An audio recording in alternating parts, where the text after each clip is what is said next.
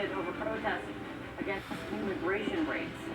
And happening now, travel ban 2.0 is now in effect. Citizens from 12 countries now barred from traveling into the United States, 7 other nations facing new restrictions.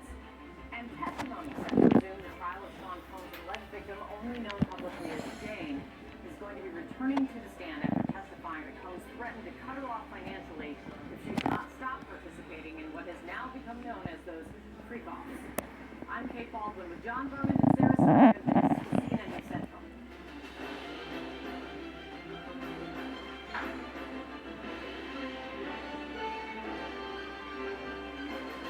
Breaking news, Dawn, about to break over Los Angeles this hour after a third night of unrest. All of downtown has now been declared an unlawful assembly area overnight after violent clashes erupted between protesters and police, and as President Trump took the extraordinary step of deploying the National Guard to the city without the consent of California's Democratic governor. At least 27 people have been arrested.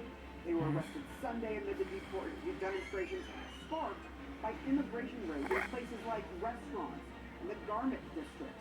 Now, across the state, this is happening, and protesters responded by setting fire to at least 2 self-driving cars, and now police say they are investigating reports of looting at businesses. About 300 National Guardsmen are in Los Angeles after they were called up by the president. Their mission for now is to protect federal property. It is the first time a president has deployed the National Guard without a state's request in 60 years. CNN's Julia Vargas Jones is on the ground for us in Los Angeles, where you've been all weekend watching as these protests begin peacefully and often end violently. What are you seeing happening this morning? I see that there are still a heavy police presence behind you.